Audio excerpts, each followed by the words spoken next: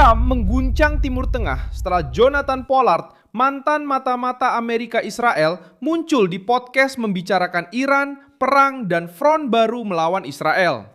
Dan dia akhirnya membocorkan terlalu banyak, tepat pada saat Trump menekan Teheran. Pentagon memperingatkan bahwa mereka bisa melanjutkan serangan jika tidak ada kesepakatan. Dan Netanyahu memerintahkan untuk memperluas kendali militer di Gaza. Pada hari Sabtu, 30 Mei 2026, pernyataan Pollard tidak digunakan sebagai bukti, tetapi sebagai tanda bahwa tekanan Amerika telah membuka kedok dari sebuah kawasan yang selama bertahun-tahun pura-pura stabil, sementara Iran mengumpulkan kekuatan dan pemerintah-pemerintah regional berusaha mengisi kekosongan. Apa yang diketahui mantan mata-mata Amerika Israel ini dan apa yang dia bocorkan? Mengapa Iran menjadi pusat persoalan ini? Bagaimana Trump menggunakan pengungkapan ini untuk memperketat tekanan? Saya akan segera menceritakan semuanya kepada Anda. Jika Anda suka konten yang langsung ke inti dan tanpa basa-basi seperti ini, pertimbangkan untuk berlangganan, karena di sini ada video seperti ini setiap hari. Jonathan Pollard mengatakan bahwa badai akan datang dari timur, dan menyatakan bahwa Israel harus bersiap untuk perang yang lebih besar setelah Iran, dengan menyebut Turki dan Mesir sebagai kemungkinan front ketegangan berikutnya. Dia berpendapat bahwa masalah Iran harus diselesaikan terlebih dahulu, berbicara tentang mengakhiri ancaman yang terkait dengan Iran, Gaza, dan Lebanon, serta menegaskan bahwa menurut pandangannya, hanya mengandalkan harapan perdamaian adalah sebuah kelemahan.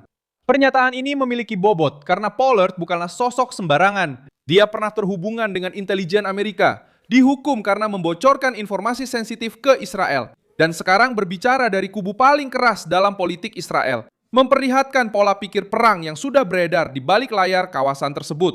Sebelum ada pidato indah tentang perdamaian, kekuatan-kekuatan di kawasan ini sedang menghitung perang, perbatasan, pengaruh, dan kelangsungan hidup. Iran bukan baru sekarang menjadi masalah. Rezim para ayatollah telah menghabiskan bertahun-tahun menggunakan program nuklirnya, jaringan sekutu bersenjatanya, dan pengaruhnya terhadap kelompok seperti Hamas dan Hizbullah untuk mendapatkan kekuasaan tanpa membayar harga penuh. Trump memasuki fase ini dengan mengatakan bahwa permainannya telah berubah. Peringatan dari Pentagon memperkuat perubahan nada ini. Sekretaris Pertahanan Pete Hegseth menyatakan bahwa Amerika Serikat siap untuk melanjutkan serangan terhadap Iran jika negosiasi tidak menghasilkan kesepakatan. Pernyataan ini bukan gertakan kosong. Pernyataan ini menempatkan rezim pada pilihan sederhana: menerima jalan keluar yang terkontrol atau terus mengandalkan ancaman dan mengambil resiko mendapat respon baru dari Amerika. Trump menawarkan pintu negosiasi, tetapi kuncinya tetap di tangan Washington. Yang memutuskan apakah pintu itu akan ditutup adalah Teheran. Israel bertindak di bawah tekanan yang sama. Netanyahu menyatakan bahwa dia berniat memperluas kendali militer di Gaza dari sekitar 60 menjadi 70% wilayah tersebut. Kemajuan ini menekan Hamas dan memicu reaksi internasional, tetapi juga menunjukkan mengapa krisis ini menyebar. Israel tidak lagi percaya bahwa Hamas bisa terus bersenjata, berorganisasi kembali, dan dilindungi oleh pernyataan diplomatik.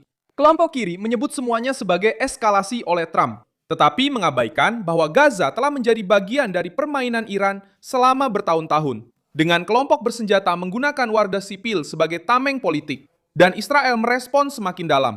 Pernyataan Pollard membuat Turki dan Mesir merasa tidak nyaman karena menyentuh dua hal yang sensitif. Turki berusaha tumbuh sebagai kekuatan regional, berbicara keras terhadap Israel, dan ingin bersaing mendapatkan pengaruh di dunia Islam setelah melemahnya Iran. Menteri Luar Negeri Turki Hakan Fidan menuduh Israel mencoba menciptakan musuh baru setelah Iran. Reaksi ini menunjukkan adanya ketakutan akan reposisi. Jika Iran kehilangan pengaruh, Ankara berusaha mengambil sebagian peran di panggung tersebut. Namun ketika kekuatan regional meningkatkan tensinya, Israel juga menghitung ulang. Persaingan tidak berakhir, hanya berpindah tempat. Mesir muncul karena Gaza dan Sinai. Kairo tidak ingin menerima krisis Palestina di dalam negerinya, tidak ingin melihat Hamas kembali terorganisir di dekat perbatasannya, dan tidak ingin didorong untuk mengambil keputusan yang dapat mengganggu keamanan dalam negerinya. Karena itu, pernyataan Pollard tentang Mesir menimbulkan kewaspadaan. Bukan karena Trump memerintahkan Israel untuk menyerang Mesir, tetapi karena semua orang tahu bahwa setiap pergerakan di Gaza akan langsung berdampak pada perbatasan Mesir. Masalah ini bersifat militer, politik, dan teritorial sekaligus. Disinilah narasi berbalik melawan para lawan Trump. Pollard mungkin melebih-lebihkan, tetapi ucapannya mengungkapkan kebenaran yang coba disembunyikan oleh media. Kebijakan yang lemah tidak membuat Timur Tengah menjadi tenang. Kebijakan itu hanya memberi waktu bagi Iran untuk berkembang, bagi Hamas untuk memperkuat diri, bagi Hizbullah untuk tetap menjadi ancaman di Lebanon, dan bagi kekuatan regional baru untuk menguji ruang gerak.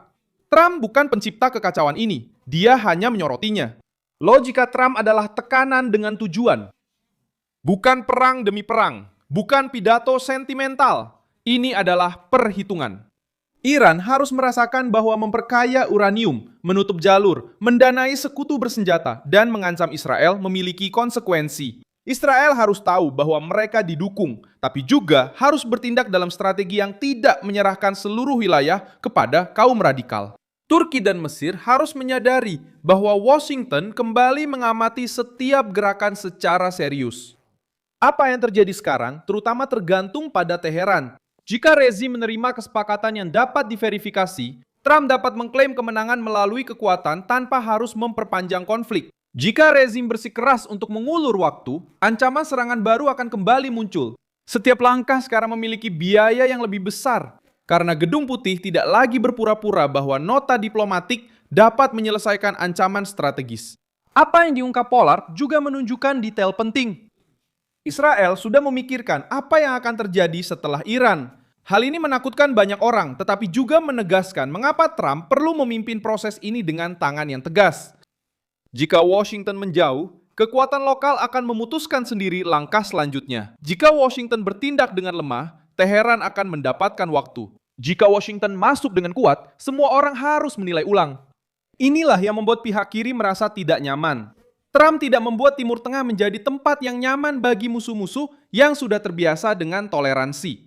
Pernyataan mantan mata-mata itu mengungkapkan apa yang tersembunyi di bawah meja. Iran berusaha mempertahankan kekuatan nuklirnya, Israel berusaha memperluas margin keamanannya, Turki berusaha menonjolkan diri, Mesir berusaha melindungi perbatasannya, dan Amerika Serikat kembali menjadi pusat pengambilan keputusan. Perbedaannya adalah, dengan Trump, ancaman itu tidak disembunyikan di balik kata-kata indah. Iran ingin bermain dalam ketidakjelasan. Sekarang kawasan ini memasuki fase ujian.